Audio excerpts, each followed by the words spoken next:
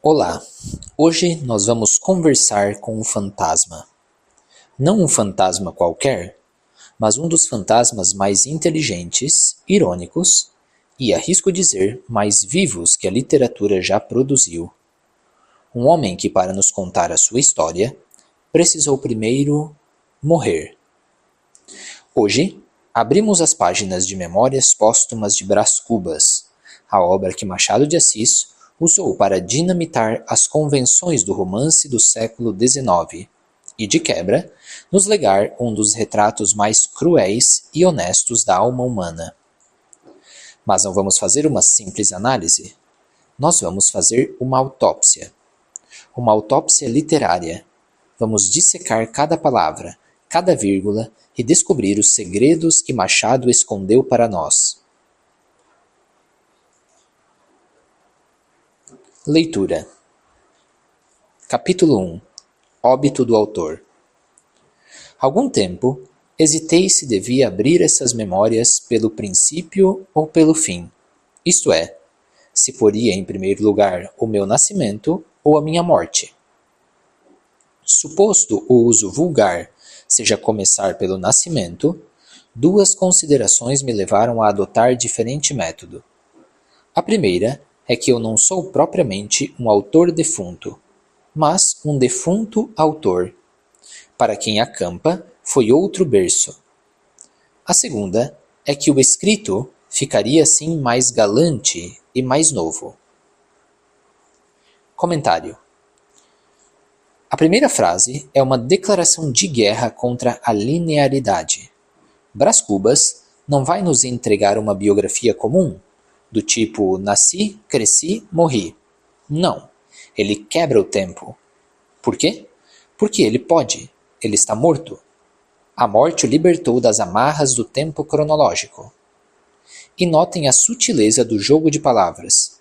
Não sou um autor defunto, mas um defunto autor. Autor defunto é um escritor que morreu. Um Camões, um Dante. O homem se foi, a obra ficou. Defunto autor, por outro lado, é uma entidade nova. É o morto que se torna escritor. A condição de defunto é o que lhe dá a licença para escrever.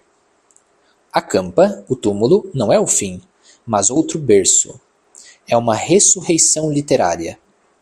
Isso é de uma modernidade assustadora. Estamos em 1881 e Machado de Assis já está brincando com conceitos que o cinema, com filmes como Pulp Fiction ou A Chegada, exploraria um século depois. A segunda razão que ele dá é puramente estética. O livro ficaria assim mais galante e mais novo. É a vaidade falando, a preocupação com o estilo. Mesmo na morte, Brás Cubas quer ser charmoso. Leitura. Moisés, que também contou a sua morte, não a pôs no introito, mas no cabo. Diferença radical entre este livro e o Pentateuco. Comentário. Que petulância maravilhosa! Ele se compara a Moisés, o grande legislador, o autor do Pentateuco, os cinco primeiros livros da Bíblia. Mas ele se diz mais radical. Moisés, segundo a tradição, teria narrado sua própria morte no fim do Deuteronômio, como uma profecia. Brás Cubas não. Ele joga a morte na nossa cara logo no início. É como se ele dissesse: o livro mais importante da civilização ocidental fez assim? Pois eu farei diferente. E farei melhor. É uma piscadela para o leitor, um convite para um jogo de inteligência. Leitura. Dito isso, expirei às 2h da tarde de uma sexta-feira do mês de agosto de 1869, na minha bela chácara de Catumbi. Tinha uns 64 anos, rijos e prósperos. Era solteiro, possuía cerca de 300 contos e fui acompanhado ao cemitério por 11 amigos. 11 amigos. Verdade é que não houve cartas nem anúncios. Acresce que chovia, peneirava, uma chuvinha miúda, triste e constante. Comentário. Prestemos atenção aos detalhes. Ele nos dá um resumo de sua vida em poucas linhas. Um verdadeiro epitáfio. 64 anos, rico, 300 contos de réis era uma fortuna absurda, solteiro e um funeral medíocre. 11 amigos. É um número patético para um homem que se via como o centro do universo. A própria natureza parece conspirar para a melancolia da cena, com essa chuvinha miúda, triste e constante. É quase uma aquarela cinzenta do Rio de Janeiro. E essa precisão, 2 horas da tarde de uma sexta-feira, é a tentativa de dar um verniz de fato, de realidade, a uma premissa completamente fantástica. Ele quer que a gente acredite na sua morte para poder acreditar na sua história. Leitura. Vós, que o conhecestes, meus senhores, vós podeis dizer comigo que a natureza parece estar chorando a perda irreparável de um dos mais belos caracteres que tem honrado a humanidade. Tudo isso é a dor crua e má que lhe rói à natureza as mais íntimas entranhas. Tudo isso é um sublime louvor ao nosso ilustre finado. Bom e fiel amigo. Não me arrependo das 20 apólices que lhe deixei. Comentário. Aqui está o machado em sua melhor forma, a ironia que corta como um bisturi. O discurso do amigo é um amontoado de clichês de funeral. A natureza chora, o céu se cobre de luto. É o tipo de coisa que se diz só por dizer. Mas Brás Cubas, o defunto, acredita. Ou melhor, ele gosta de acreditar. A vaidade dele é tão grande que transcende a morte. E a frase final é a chave de tudo. Não me arrependo das 20 apólices que lhe deixei. O elogio fúnebre foi comprado. A amizade, a lealdade, o luto, tudo tem um preço.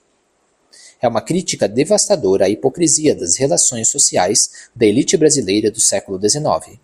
E convenhamos, uma crítica que continua assustadoramente atual. Leitura. E foi assim que cheguei à cláusula dos meus dias.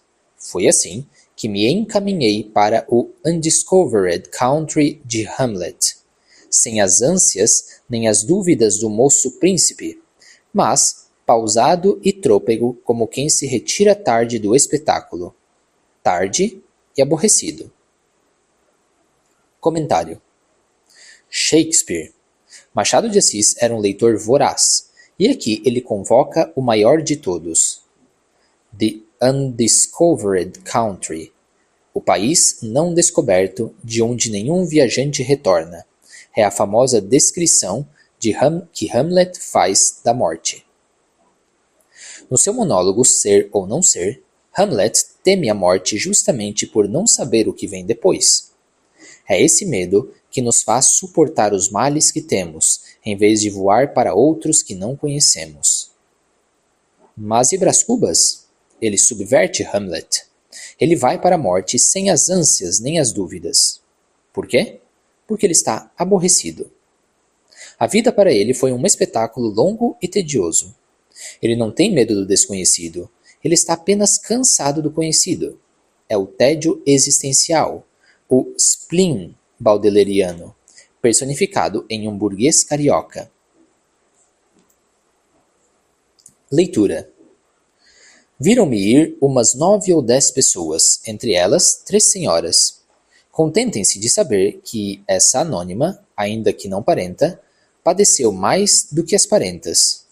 A imaginação dela, como as cegonhas que um ilustre viajante viu desferirem o vôo desde o Iliço às ribas africanas, sem embargo, das ruínas e dos tempos, a imaginação dessa senhora também voou por sobre os destroços presentes até as ribas de uma África juvenil. Comentário. E aqui, Machado nos joga a isca. A mulher misteriosa, a anônima que sofre mais do que a família. Quem é ela? E essa imagem belíssima das cegonhas. Isso não é um floreio qualquer. O Ilustre Viajante e o Rio Ilisso são uma referência direta a Platão, ao diálogo Fedro, onde Sócrates e Fedro conversam às margens do rio Ilisso, em Atenas. É um local de filosofia, de amor, de beleza. As cegonhas que migram da Grécia para a África simbolizam a memória, a capacidade da alma de viajar no tempo, de superar as ruínas do presente e revisitar uma África juvenil, um passado idílico. A imaginação dessa mulher, portanto, não é um simples devaneio, é um voo platônico em busca do tempo perdido. Machado está elevando o amor adúltero, que ele vai nos contar, à categoria de mito clássico. Gênio. Leitura. Agora, quero morrer tranquilamente, metodicamente, ouvindo os soluços das damas, as falas baixas dos homens, a chuva que tamborila nas folhas de tinhorão da chácara, e o som estrídulo de uma navalha que um amolador está afiando lá fora. Juro-lhes que essa orquestra da morte foi muito menos triste do que podia parecer. De certo ponto em diante, chegou a ser deliciosa. Comentário. Que cena! É quase cinematográfica. Machado nos faz ouvir a morte de Brás Cubas. Os soluços, a chuva e o som agudo, estrídulo da navalha do amolador. É um detalhe sensorial fantástico. A navalha, sendo afiada, é um símbolo da própria morte, a ceifadora, preparando sua lâmina. Mas para Brás, essa orquestra da morte se torna deliciosa. É a libertação final, a consciência que se esvai, o corpo se desfaz, torna-se planta e pedra e lodo e coisa nenhuma. É uma visão materialista, quase nihilista da morte. Para Brás, não há céu ou inferno, apenas o fim da matéria, a dissolução no nada. É a visão de um homem do seu tempo, influenciado pelas correntes filosóficas e científicas do século XIX, como o positivismo de Auguste Comte e o pessimismo de Schopenhauer. Uma visão desoladora, que para nós, que temos a luz da fé e cremos na ressurreição, soa como a nota dissonante de uma alma que ainda não encontrou a verdadeira paz. Leitura. Morri de uma pneumonia. Mas, se lhe disser que foi menos a pneumonia do que uma ideia grandiosa e útil a causa da minha morte, é possível que o leitor não me creia, e todavia é verdade. Comentário. E quando pensávamos que a causa da morte era prosaica, uma simples pneumonia, ele nos surpreende. Não foi a doença, foi uma ideia. E que ideia? Vamos ao capítulo 2. O emplasto.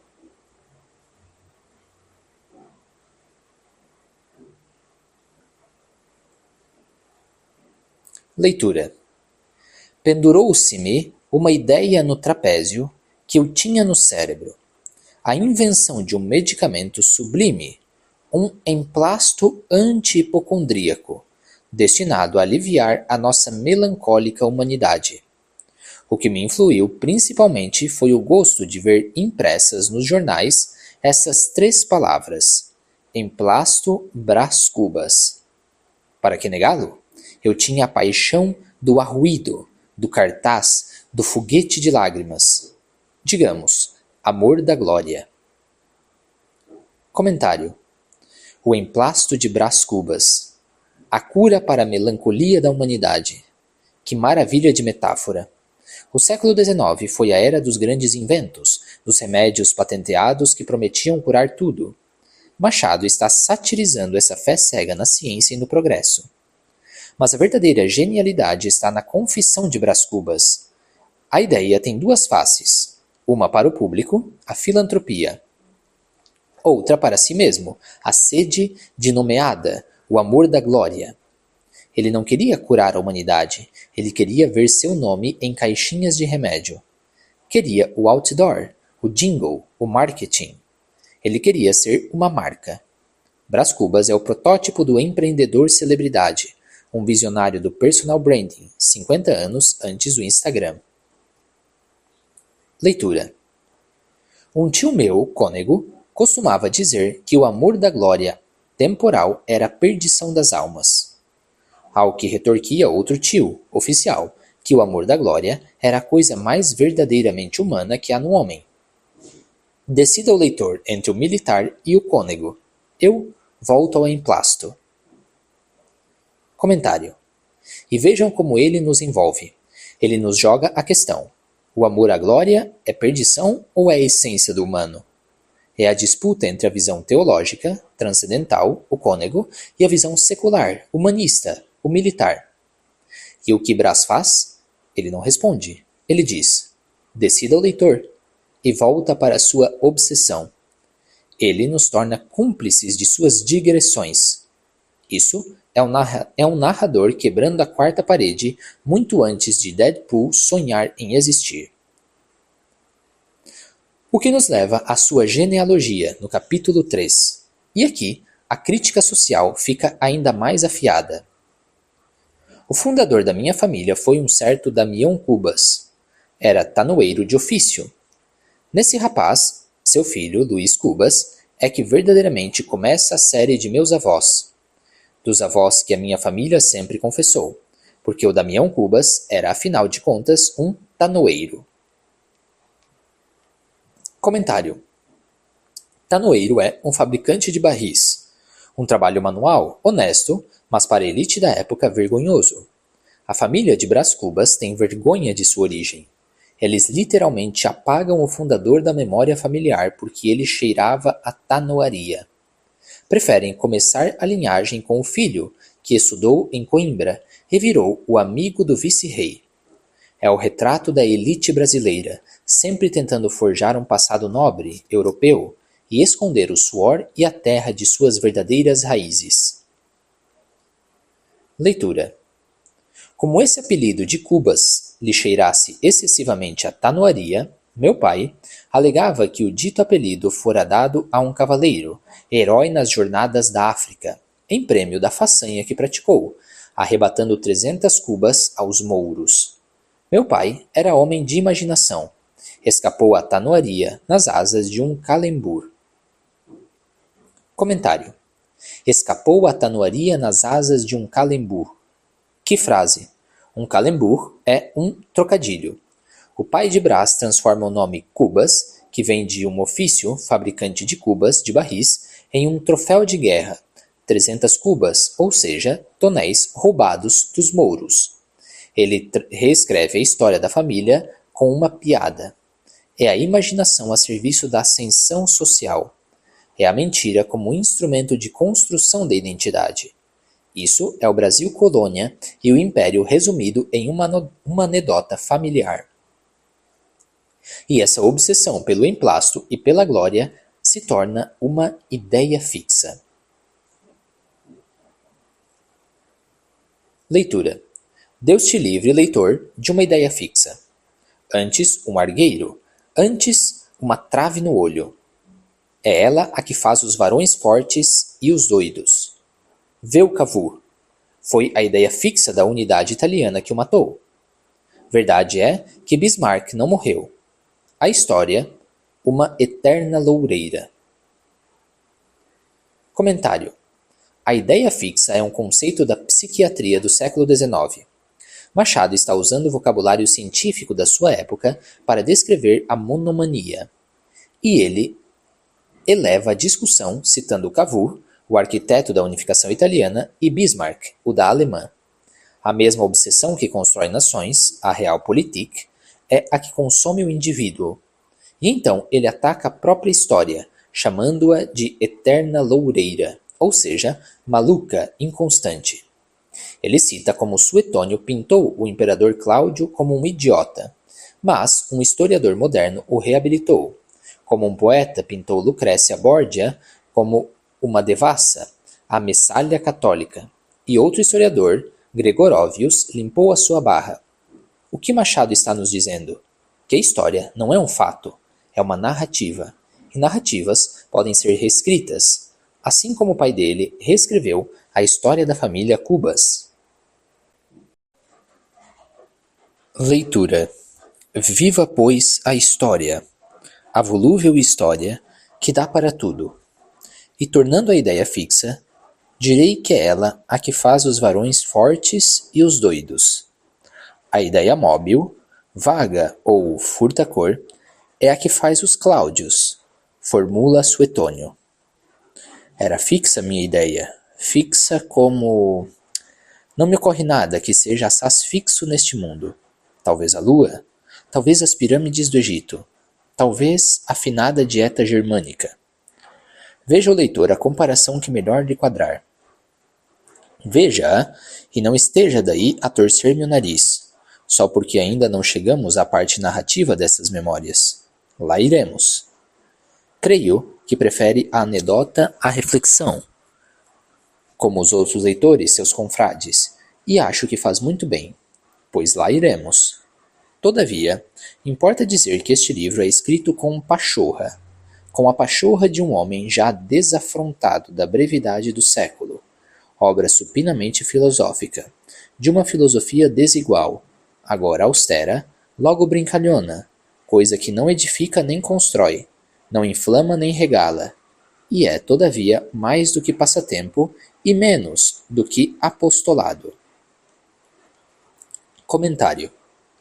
Ele está conversando conosco, quebrando a quarta parede de novo. Ele nos acusa, com toda razão, de preferirmos a fofoca, anedota, à filosofia, reflexão.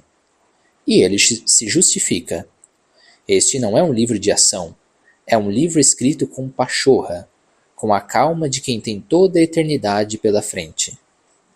E a definição que ele dá da própria obra é a melhor já feita. Obra supinamente filosófica, que não edifica nem destrói, não inflama nem regala, mais do que passatempo e menos do que apostolado. Ou seja, não é um livro de autoajuda, não é um panfleto político, não é um sermão, é um convite à reflexão livre, agridoce, irônica. É um espelho da própria vida. Leitura. Vamos lá. Retifique o seu nariz. E tornemos ao emplasto. Deixemos a história com os seus caprichos de dama elegante. Nenhum de nós pelejou a batalha de Salamina. Nenhum escreveu a Confissão de Augsburgo. Pela minha parte, se alguma vez me lembro de Cromwell, é só pela ideia de que Sua Alteza, com a mesma mão que trancara o parlamento, teria imposto aos ingleses o emplasto Brás Cubas. Não se riam dessa vitória comum da farmácia e do puritanismo. Quem não sabe que ao pé de cada bandeira grande, pública, ostensiva, há muitas vezes várias outras bandeiras modestamente particulares, que se hasteiam e flutuam à sombra daquela, e não poucas vezes lhes sobrevivem? Mal comparando, é como a arraia miúda, que se acolhia à sombra do castelo feudal. Caiu este, e a arraia ficou. Verdade é que se fez graúda e castelã. Não, a comparação não presta. Comentário. A megalomania de novo. Imaginar Oliver Cromwell, o Lorde Protetor da Inglaterra, um dos homens mais poderosos e austeros da história, impondo seu emplasto ao povo inglês. É a fusão do grande evento histórico com a pequena vaidade pessoal. E essa reflexão sobre as bandeiras particulares, que se escondem atrás das grandes bandeiras públicas, é de uma profundidade sociológica imensa. Por trás de toda grande causa, de toda revolução, de todo movimento, existem os pequenos interesses, as vaidades, as ambições pessoais que se aproveitam da sombra do evento maior. E ele termina dizendo que a comparação não presta, o que é mais uma pirueta genial, deixando a ideia no ar e se isentando da responsabilidade por ela. E como essa ideia fixa, essa obsessão finalmente o levou à cova. Capítulo 5. Em que aparece a orelha de uma senhora. Leitura. Senão quando, estando eu ocupado em preparar e apurar a minha invenção, Recebi em cheio um golpe de ar. Adoeci logo, e não me tratei. Tinha o emplasto no cérebro. Trazia comigo a ideia fixa dos doidos e dos fortes. Via-me, ao longe, ascender do chão das turbas e remontar ao céu, como uma águia imortal. E não é diante de tão excelso espetáculo que um homem pode sentir a dor que o punge. No outro dia estava pior. Tratei-me, enfim, mas incompletamente, sem método, nem cuidado, nem persistência. Tal foi a origem do mal que me trouxe à eternidade. Sabem já que morri numa sexta-feira, dia aziago, e creio haver provado que foi a minha invenção que me matou. Há demonstrações menos lúcidas e não menos triunfantes. Comentário: a ironia trágica. A sua grande invenção, que lhe daria a imortalidade da fama, é a causa direta da sua morte. Ele estava tão obcecado com a glória futura, com a imagem de si mesmo como uma águia imortal, que negligenciou a realidade presente, o próprio corpo doente. A vaidade o cegou para a vida. Quantas vezes não fazemos o mesmo, tão focados em projetos, em carreira, em construir um legado, que esquecemos de viver, de cuidar de nós mesmos, de quem está ao nosso lado? A morte de Brás Cubas é uma fábula sobre as consequências da obsessão. E ele, com seu humor negro, diz que provou que a invenção o matou, numa demonstração que triunfa pela ironia e não pela lógica. Leitura. Não era impossível, entretanto, que eu chegasse a galgar o cimo de um século e a figurar nas folhas públicas, entre macróbios. Tinha saúde e robustez. Suponha-se que, em vez de estar lançando os alicerces de uma invenção farmacêutica, tratava de coligir os elementos de uma instituição política ou de uma reforma religiosa. Vinha a corrente de ar, que vence em eficácia o cálculo humano, e lá se ia tudo. Assim corre a sorte dos homens. Com essa reflexão me despedi eu da mulher, não direi mais discreta, mas com certeza mais formosa entre as contemporâneas suas, a anônima do primeiro capítulo, a tal cuja imaginação, à semelhança das cegonhas do Ilício, tinha então 54 anos. Era uma ruína, uma imponente ruína. Imagine o leitor que nos amamos, ela e eu, muitos anos antes, e que um dia, já enfermo, vejo-a assomar à porta da alcova. Comentário: o acaso, a corrente de ar, o elemento incontrolável que destrói os planos mais grandiosos. A vida humana, para Brás Cubas, é frágil, sujeita ao aleatório. E no meio dessa reflexão sobre a fragilidade da vida, ele volta a ela, a mulher misteriosa, a anônima. E que descrição! Uma ruína, uma imponente ruína. Ele não a descreve como uma mulher velha. Ele a descreve como um monumento antigo, como o Coliseu de Roma ou as pirâmides que ele mesmo citou. Algo que foi grandioso, que foi desgastado pelo tempo, mas que ainda guarda a majestade do que foi. É um elogio belíssimo e melancólico. E então, o encontro. Capítulo 6. Chimène qui le dit, Rodrigue qui le que. Vejo-a assomar à porta da alcova, pálida, comovida, trajada de preto, e ali ficar durante 1 minuto, sem ânimo de entrar, ou detida pela presença de um homem que estava comigo. Da cama onde jazia, contemplei-a durante esse tempo, esquecido de lhe dizer nada ou de fazer nenhum gesto. Havia já 2 anos que nos não víamos, e eu via, agora, não qual era, mas qual fora, quais fôramos ambos, porque um Ezequias misterioso fizera recuar o sol até os dias juvenis. Recuou o sol, sacudi todas as misérias, e este punhado de pó, que a morte ia espalhar na eternidade do nada, pôde mais do que o tempo, que é o ministro da morte. Nenhuma água de juventa igualaria ali a simples saudade. Comentário. O título é um verso da peça Le Cid, de Corneille, um clássico do teatro francês. É uma expressão de espanto, de incredulidade diante de uma reviravolta do destino. Ao usar esta citação, Machado eleva este reencontro ao patamar de uma tragédia clássica, mas ao mesmo tempo, como veremos, ele vai esvaziar este drama. E a imagem, o poder da memória. Ele a vê e o tempo recua. A referência bíblica a Ezequias, o rei para quem Deus fez o sol retroceder 10 graus, é de uma força poética avassaladora. Aqui, o milagre não é divino, é humano.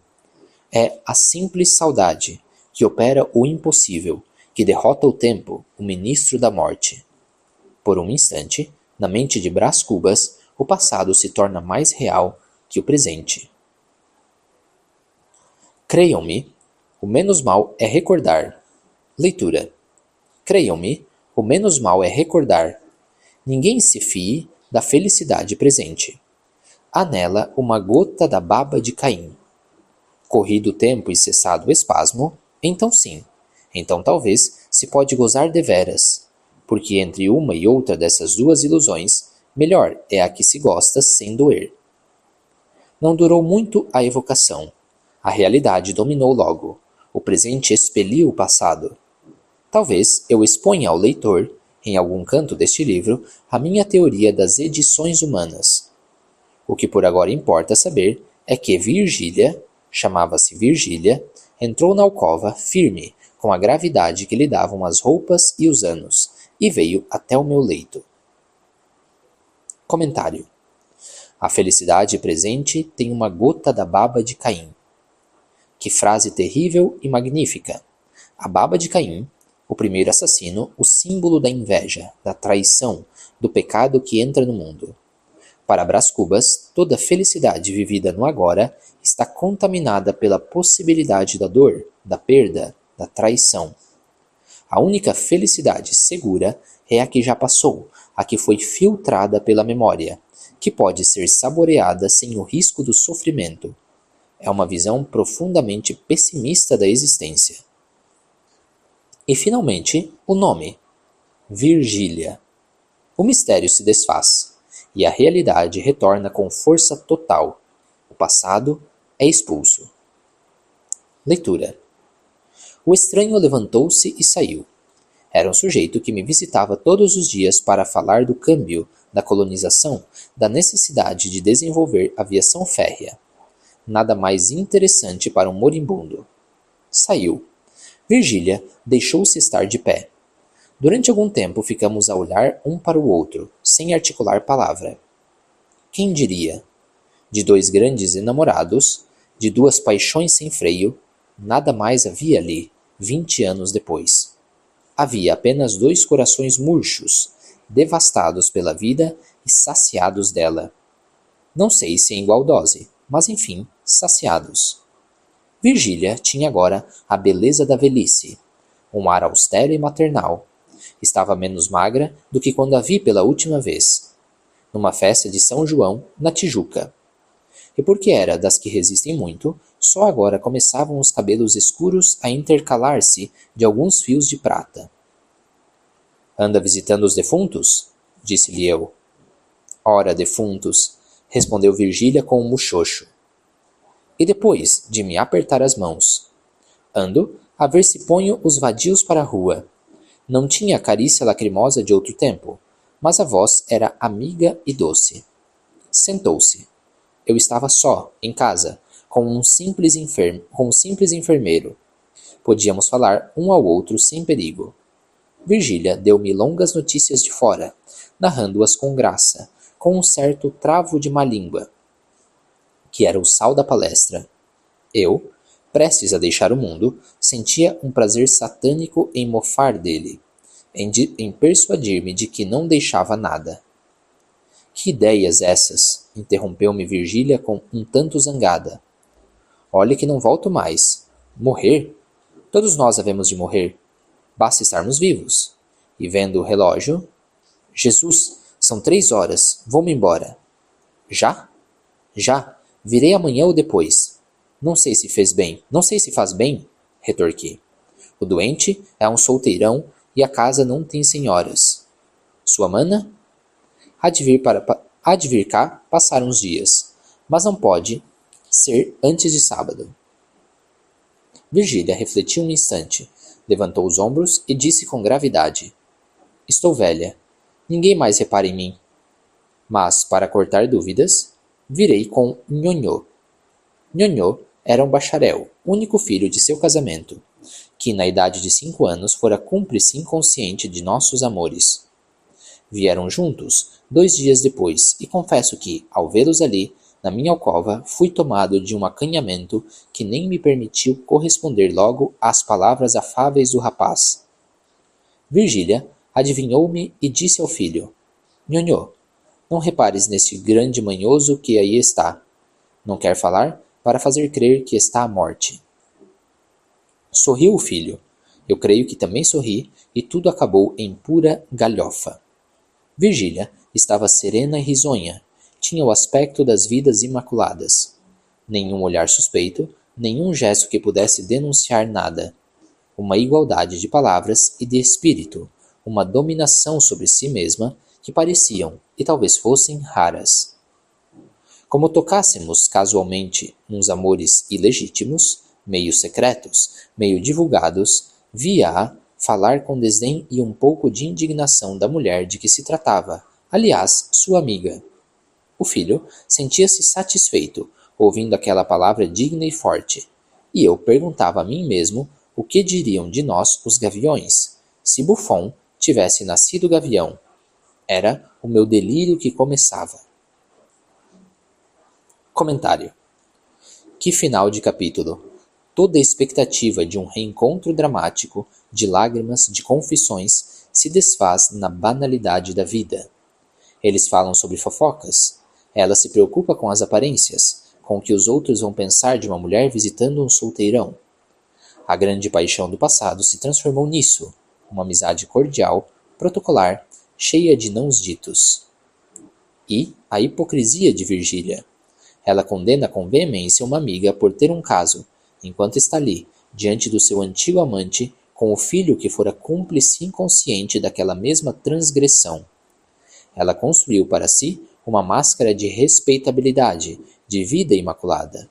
E Brás Cubas, no leito de morte, percebe isso com uma clareza febril. E a última frase: o que diriam de nós os gaviões se Buffon tivesse nascido gavião? Buffon foi um grande naturalista francês, que descreveu os animais do ponto de vista humano. Brás Cubas inverte: e se os animais, os gaviões, as aves de rapina, pudessem descrever a si mesmos? Eles se veriam como cruéis? Ou apenas como seres agindo segundo a sua natureza? Ele está aplicando isso a Virgília e a si mesmo. Será que a moralidade social é apenas uma convenção?